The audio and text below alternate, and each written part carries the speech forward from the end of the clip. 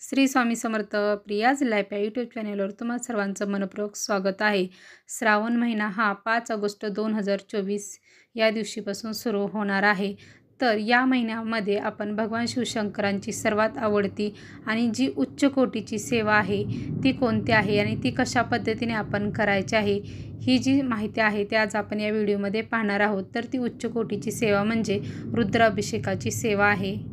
रुद्राभिषेक आपण घरच्या घरी साध्या, सिंपल आणि सोप्या पद्धतीने कसा करायचा त्याचा आपण कृतीसहित हा व्हिडिओ आहे तो दाखवणार आहोत. तर आपण हा रुद्राभिषेक का करावा आणि कशासाठी केला जातो हा रुद्राभिषेक त्याची माहिती आहे ती अगोदर पाहूया. अभिषेक आहे हा आपण जर आपल्या घरामध्ये एखादी व्यसनी व्यक्ती असेल, म्हणजे आपण काही जरी केलं तर त्या व्यक्तीचं व्यसन आहे ते सुटत नाही, खूप व्यसनांच्या आहारी गेलेली ती व्यक्ती आहे, तर आपण नकळतपणे त्यांना न माहीत होताही हे जे अभिमंत्रित जल आहे ते आपण त्यांना देऊन ही त्यांना व्यसनमुक्त आपण नक्कीच करू शकतो. आपण त्यांना जेवणातून किंवा असं त्यांना न सांगताही ते पाणी आहे ते पिण्यासाठी देऊ शकतो. आणि जर तुमच्या घरामध्ये एखादी आजारी जर व्यक्ती जर असेल तर तीही या अभिमंत्रित पाण्याने नक्कीच ती बरी होईल. पण ही सेवा आहे ती आपल्याला 40 दिवसाची सेवा आहे ती करायची आहे. म्हणजे लगातार 40 दिवस आपल्याला हा रुद्राभिषेक आहे तो करायचा आहे. तरच याचा चांगल्या प्रकारे आपल्याला फरक आहे तो जाणवतो. त्याचबरोबर आपल्याला आपल्या घरामध्ये आपत्कालीन मृत्यू किंवा अपघात किंवा म्हणजे गाड्यांचे ॲक्सिडेंट होणे, असं ॲक्सिडेंटली गोष्टी घडणं, म्हणजे ह्या होऊ नये ह्याच्यासाठी आपल्याला एक रुद्राक्ष घ्यायचा आहे आणि तो रुद्राक्ष मणी आहे तो आपल्याला अभिमंत्रित करायचा आहे आणि तो आपल्या मुलांच्या किंवा मिस्टरांच्या किंवा घरातील कोणाच्याही आपण गळ्यामध्ये तो धारण आहे तो करू शकतो. यानं त्यांचं संरक्षण हे होऊ शकतं. तर आता आपण हे सर्व कशा पद्धतीने सेवा आहे ती पूजा आहे ती करायची आहे ती माहिती सविस्तररित्या पाहूया. त्यासाठी हा व्हिडिओ स्किप न करता संपूर्णपणे पहा, जेणेकरून तुम्हाला सर्व काही गोष्टी आहेत त्या सविस्तरपणे कळतील आणि तुम्ही अशाच पद्धतीने घरच्या घरी रुद्राभिषेक आहे ही सेवा करू शकता. तुमचे जर जे काही प्रॉब्लेम असतील त्या प्रॉब्लेममधून तुम्हाला नक्कीच सोल्युशन आहे ते मिळेल आणि तुमचे ते प्रॉब्लेम नक्कीच दूर होतील. त्यासाठी हा व्हिडिओ नीट संपूर्ण पहा. चला तर आपण व्हिडिओसाठी आता सुरुवात करूया. प्रथम आपण काय करायचं आहे, या पूजेला बसण्यासाठी आपण पूर्वेकडे तोंड करून किंवा उत्तरेकडे तोंड करून बसायचं आहे. आपण देवघराच्या समोर बसू शकतो, देवघराच्या शेजारी बसू शकतो किंवा आपण दुसऱ्या एखाद्या रूममध्ये जरी बसलो, देवघराच्या तिथं जर जागा नसेल तर आपण म्हणजे बसू शकतो. फक्त पूर्वेकडे किंवा उत्तरेकडे तोंड करूनच आपल्याला बसायचं आहे. आपण एक प्रथम पाट घ्यायचा आहे, त्या पाटावरती एक तामण घ्यायचं आहे आणि प्रथम आपल्याला काय करायचं आहे की संकल्प सोडायचा आहे.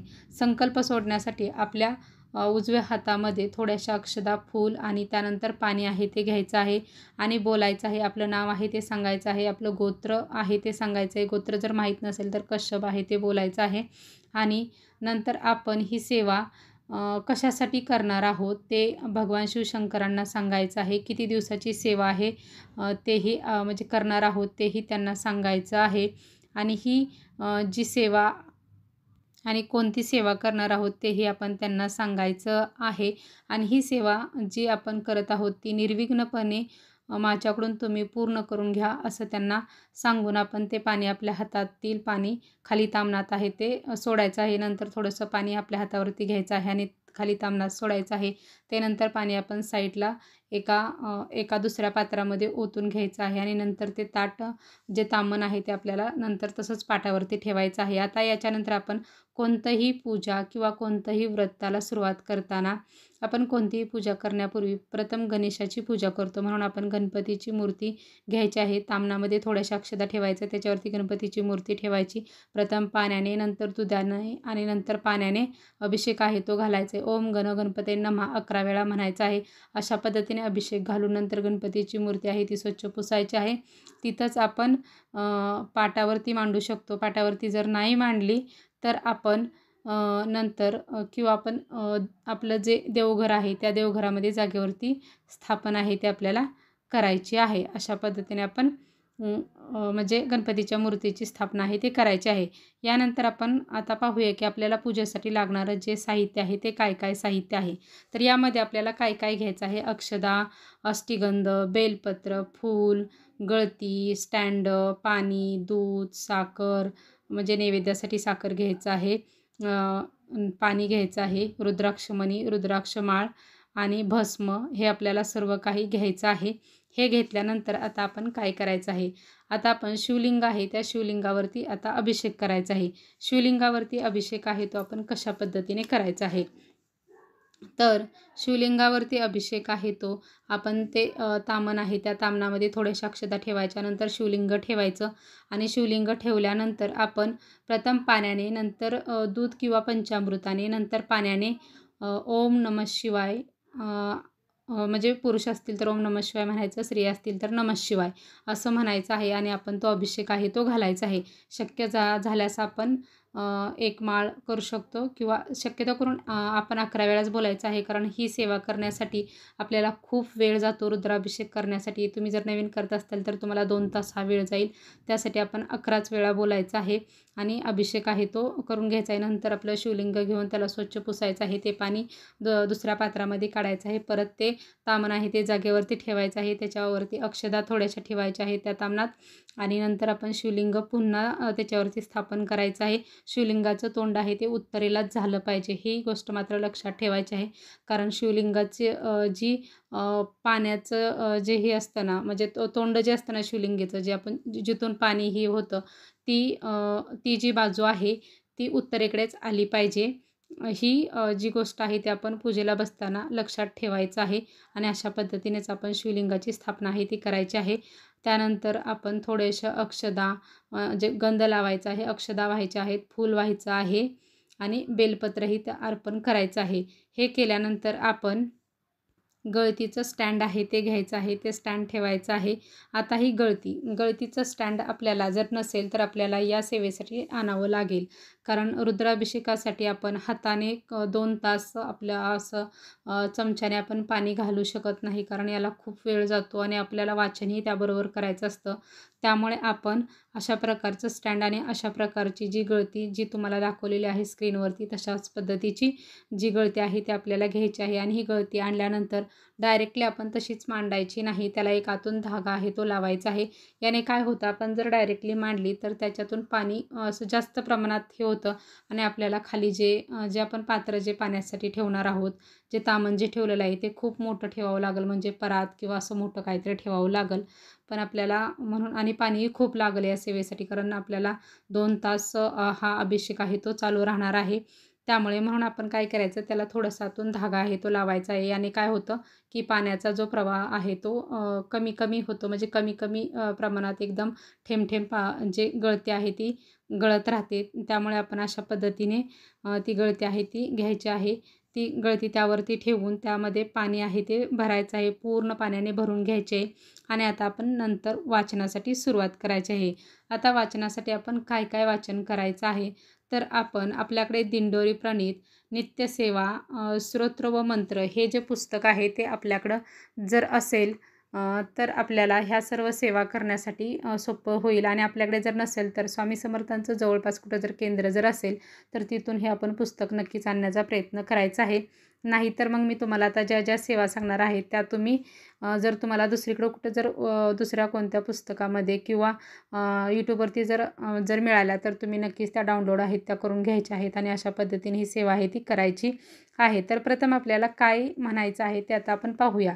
प्रथम आपल्याला स्वामी स्तवन आहे ते म्हणायचं आहे. स्वामी स्तवन झालं की त्याच्यानंतर आपल्याला श्री स्वामी समर्थ ही एक माळ जप आहे ते आपल्याला करायची आहे. आता आपली म्हणजे समोर गळती तर म्हणजे पाणी तर गळतच आहे, ती चालूच आहे. पण आपण वरचीवर लक्ष द्यायचं आहे की त्या गळतीतलं पाणी आपल्याला संपून द्यायचं नाही. पाणी आपण ओतत राहायचं आहे अधूनमधून. तर आपण एक एक माळ जप झाला की याच्यानंतर आपण आता काय म्हणायचं आहे, काय वाचन करायचं आहे ते पाहूया. आपण या पुस्तकातील सहसा करून संस्कृतमधलं न न निवडता प्राकृत आहे ते निवडावं. याच्या पाठीमागचं कारण आहे की संस्कृत आपल्याला बोलण्यासाठी वाचण्यासाठी खूप अवघड जातं, वेळही खूप खूप लागतो आणि उच्चारही आपल्या तोंडून स्पष्ट निघत नाहीत. म्हणून प्राकृत म्हणजे मराठीतून आहे तेच निवडायचं आहे. तर शिवमहिमन स्तोत्र आहे ते आपण नंतर एक माळ जप झाली की शिवमहिमन स्तोत्र आहे ते म्हणायचं आहे. शिवमहिमन स्तोत्र झालं की गणपती अथर्व शीर्ष म्हणायचं आहे. त्याच्याबरोबर त्याची फलश्रुती ही आपल्याला म्हणायची आहे हे झाल्यानंतर आपण श्री रामरक्षा स्तोत्र हे म्हणायचं आहे. पण रामरक्षा स्तोत्रमधील फक्त ज्या पहिल्या 9च ओवी आहेत त्याच आपल्याला बोलायच्या आहेत. संपूर्ण रामरक्षा स्तोत्र म्हणायचं नाही. यानंतर आपल्याला रुद्र अध्याय याचं पठण करायचं आहे. रुद्र अध्यायामध्ये चमक आणि नमक हे 2 विभाग आहेत. ते दोन्ही विभाग आहेत ते आपल्याला म्हणायचे आहेत. दोन्ही विभागामध्ये 11-11 अध्याय आहेत. ते 11-11 अध्याय आपल्याला पठण आहेत ते करायचं आहेत. हे करून झाल्यानंतर आपण शिवकवच आहे ते प्राकृतमधलंच घ्यायचं आहे आणि ते आपल्याला म्हणायचं आहे, म्हणजे ते वाचन करायचं आहे. शिवकवच झाल्यानंतर आपल्याला काही मंत्र आहेत ते म्हणायचे आहेत. मंत्र म्हणजे कोणते की जो रुद्र गायत्री मंत्र आहे तो 11 वेळा म्हणायचा आहे. तो काय आहे? ओम तत्पुरुषाय विद्महे महादेवाय धीमहि तन्नो रुद्र प्रचोदयात. हा रुद्र मंत्र आहे तो आपल्याला म्हणायचा आहे. याच्यानंतर आपल्याला महामृत्युंजय मंत्र आहे तो आपल्याला 11 वेळा म्हणायचा आहे. ओम त्र्यंबकेम यजमाहे सुगंधी पुष्टिवर्धनम उर्वारू कविबंधनानं मृत्युर्मुक्षयमामृतात. हा आपल्याला 11 वेळा म्हणायचा आहे. यानंतर अमृत संजीवनी मंत्र आहे तो ओम तत्सवितुर्वरेण्यं त्र्यंबकेम यजमाहे सुगंधी पुष्टिवर्धनम भर्गो देवस्य धीमहि उर्वारू कविबंधनानं धियो यो नो प्रचोदयात मृत्युर्मुक्षयमामृतात. हा 3 वेळा म्हणायचा आहे. यानंतर संजीवनी मंत्र आहे तो म्हणायचा आहे. हा खूप मोठा आहे. जर मी हा म्हणजे आता जर सांगितला तर खूप आपला व्हिडिओ मोठा होईल. हाही आपल्याला 3 वेळा म्हणायचा आहे. अधूनमधून आपल्याला गळतीतील पाणी आहे ते चेक करत राहायचं आहे. हे म्हणून झाल्यानंतर आता हे आपले सगळे मंत्र झाले. मंत्र झाल्यानंतर आता आपण ते गळते आणि ते स्टँड आहे ते उचलायचं आहे. ते साईडला काढून ठेवायचं आहे. ते सर्व अभिषेकाचं जे ताम्हणामध्ये पाणी जे साचलेलं आहे ते आपण एका तांब्यामध्ये साईडला किंवा एखाद्या भांड्यामध्ये एका साईडला ओतून आहे ते ठेवायचं आहे. ते व्यवस्थित आहे ते अभिमंत्रित झालेलं ते पाणी आहे ते आपल्याला एक साईडला ठेवायचं आहे.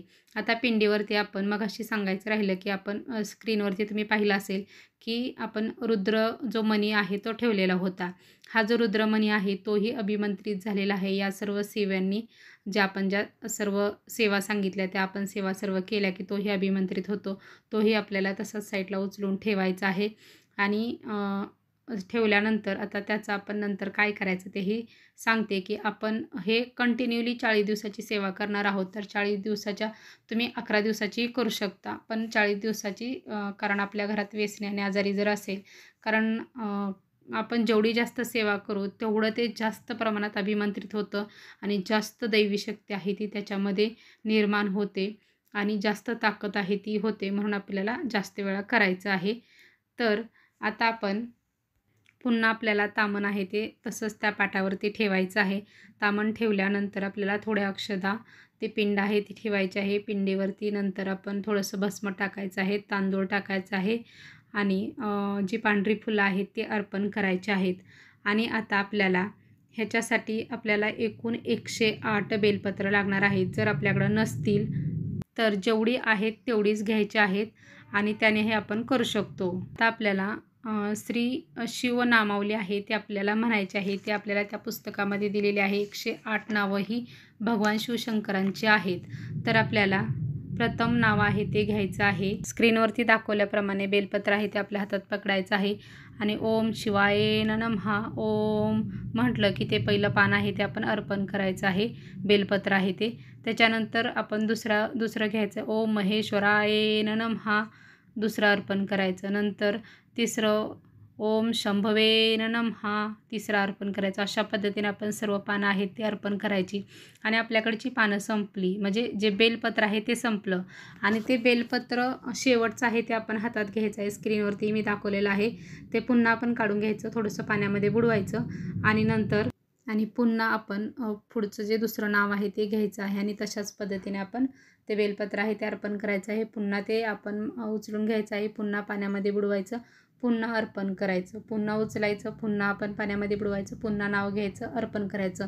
असं 108 वेळा आपण करू शकतो आणि आपल्याला 108 जरी मिळाली तरी चालू शकतात. आता ही जी बेलपत्र आहेत हीच बेलपत्र आपण दुसऱ्या दिवशी वापरू शकतो का? ती जर चांगली असतील, त्याची पानं जर अशी गळालेली नसतील, त्याचे 3च अशी पानं त्याला असावी, ती म्हणजे बेलाला 3 पानं असतात तसंच ते असावं. जर खराब असतील ती पानं आपल्याला व्हायची नाहीत तर आपण दुसऱ्या तिसऱ्या दिवशी हीच पानं आहेत ती आपण वापरू शकतो. असं नाही की आपण डबल वापरले नाहीत तर म्हणजे वापरायचे नाहीत असं नाही, आपण ही डबल वापरू शकतो. आता 108 वेळा झालं की आता आपण काय करायचं आहे, यानंतर आपण शिवध्यान आहे ते म्हणायचं आहे. शिवध्यान म्हणजे हे शिव हरिशंकर नमामि शंकर शिवशंकर शंभो, हे गिरिजापती भवानी शंकर शिवशंकर शंभो, हे आपल्याला 3 वेळा म्हणायचं आहे. हे 3 वेळा म्हटल्यानंतर सगळ्यात शेवटी आपल्याला कालभैरवाष्टक आहे ते आपल्याला म्हणायचं आहे. ओम देव ही कालभैरवाष्टक हे आहे. ओम देव राजस्वी ओम देवराजस्विमानपानाङ्गपङ्कजं व्यालयत्नसूत्रमिन्दुशेखरं कृपाकरं नारदादियोगिवृन्द वन्दितं दिगंबरं काशिकापुरादिनाथ कालभैरवन भजे, हे जे कालभैरवाष्टक आहे ते आपल्याला म्हणायचं आहे. हे कालभैरवाष्टक म्हणून झाल्यानंतर आता आपल्याला नंतर काय करायचं आहे की ही जी पूजा मांडलेली आहे तिथे आपल्याला पाणी आहे ते ठेवायचं आहे एका ह्याच्यामध्ये, म्हणजे एखाद्या छोट्याशा फुलपात्रामध्ये किंवा छोटासा देवाचा तांब्या आहे त्याच्यात, आणि नैवेद्य म्हणून साखर आहे ते ठेवायचे आहे, किंवा आपल्याकडे दुसरा कोणता नैवेद्य असेल तोही आपण दाखवायचा आहे. नैवेद्यही दाखवून घ्यायचा आहे. आणि यानंतर आपल्याला आरती करायची आहे. आपण प्रथम गणपतीची आरती करायची, त्यानंतर भगवान शिवशंकरांची आरती करायची, स्वामींची आरती करायची, आणि आपली ही आरती करून झाल्यानंतर आपण सर्वांनी घरातल्यांनी आरती आहे ती घ्यायची आहे. प्रसाद आहे तो सर्वांना द्यायचा आहे. अशा पद्धतीने आपल्याला रोजचं ही जो रुद्राभिषेक करण्यासाठी ही सर्व रोज आपल्याला अशी प्रोसेस आहे ती करावी लागणार आहे. अशा पद्धतीने आपण रोज रुद्राभिषेक आहे तो करायचा आहे. तुम्ही जर नव्याने जर करणार असेल तर तुम्हाला 2 तास हा एवढा वेळ लागू शकतो. आता हा जो रुद्राभिषेक आहे तो आपण फक्त दुपारी 12 ते 12:30 या हा जो कालावधी आहे या कालावधीमध्ये आपल्याला करायचा नाही. कारण 12 ते 12:30 या कालावधीमध्ये आपल्याला कोणत्याही ह्या सेवा करायच्या नसतात. आपण 12च्या आधीही करू शकतो किंवा 12 नंतरही आपण सेवेला बसू शकतो. तर अशा पद्धतीने आपल्याला 40 दिवसाची रुद्राभिषेकाची सेवा करायची आहे. ही सेवा तुम्ही करून पहा. तुम्हाला खूप छान असा अनुभव येईल, आणि तुमचे जर घरात व्यसनी व्यक्ती असेल किंवा आजारी व्यक्ती असेल तर त्यांच्यावरती ह्याच्यापासून जे अभिमंत्रित जल तयार होणार आहे, पाणी तयार होणार आहे, याच्यापासून खरंच चांगला फरक पडेल. आणि जो रुद्रमणी आहे तो आपण 40 दिवसाची सेवा झाल्यानंतर आपण 41व्या दिवशी हा रुद्रमणी आहे तो आपण एखाद्या गोपामध्ये किंवा असा एखादा धागा आहे त्याच्यामध्ये तो विणायचा आहे, आणि तो आपल्या मुलाच्या किंवा मिस्टरांच्या गळ्यामध्ये धारण करण्यासाठी द्यायचा आहे. त्यांना कोणत्याही प्रकारचं त्रास कधीच होणार नाही, आजारी पडणार नाहीत, किंवा त्यांना कोणत्याही प्रकारची अपत्य आहे ती येणार नाही. तर अशा पद्धतीने आपण ही सेवा आहे ती जरूर करून पाहावी. आणि खरंच ही खूप उच्च कोटीची आणि सर्वात अशी अवघड ही सेवा आहे आणि उच्च कोटीची सेवा आहे. आणि तशीच भगवान शिवशंकरांची ही खूप सोपी आणि अतिशय आवडती सेवा आहे. तर ही सेवा तुम्ही नक्कीच करून पहा. श्री स्वामी समर्थ.